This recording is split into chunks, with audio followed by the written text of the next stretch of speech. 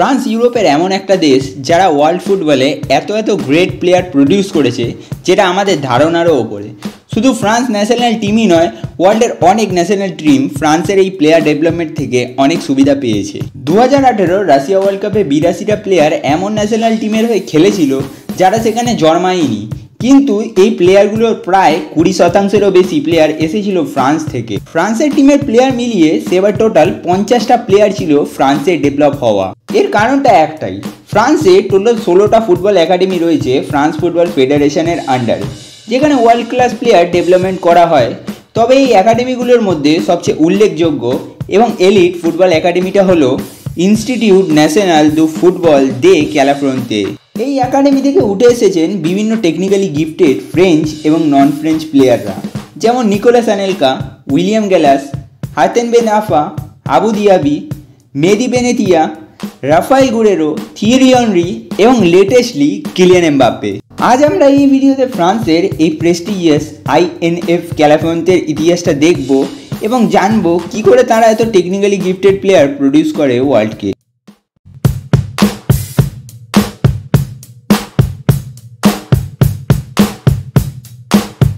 ফ্রান্সের capital Paris শহরের 50 kilometre south ওয়েস্টে অবস্থিত এই একাডেমি ক্যালাফ্রন্তে এস্টাবলিশ হয় 1988 সালে এবং এটা বানিয়েছিলেন 1972 থেকে 1984 অবধি ফ্রান্স ফুটবল ফেডারেশনের প্রেসিডেন্ট পেনাল শাস্তে।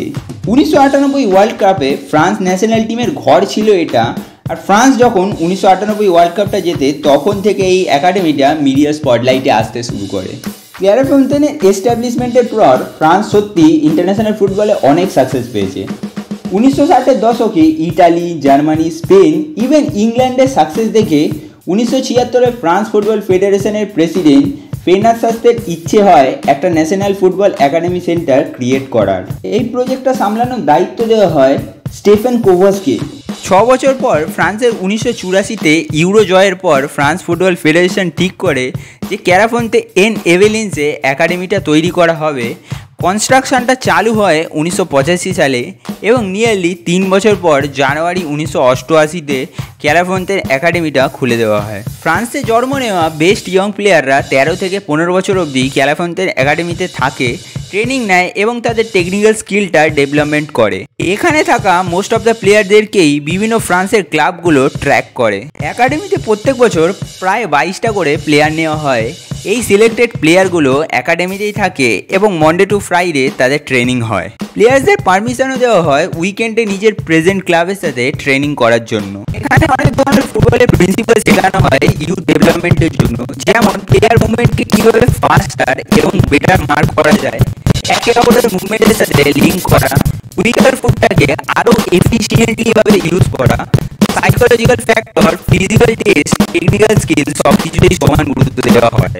এখানে ডেভেলপ হওয়া লার্জ নোটেবল প্লেয়ারদের অনেকটাই অংশ ইন্টারন্যাশনাল লেভেলে ফ্রান্স বা অন্য কোনো দেশকে রিপ্রেজেন্ট করেছে কখনো না কখনো। তাহলে বোঝাই যাচ্ছে যে 1980 পর ফ্রান্স যে সাকসেসটা পেয়েছে এবং কারেন্টলিও পাচ্ছে ইন্টারন্যাশনাল লেভেলে, সেখানে এই একাডেমির অবদান কতটা গুরুত্বপূর্ণ।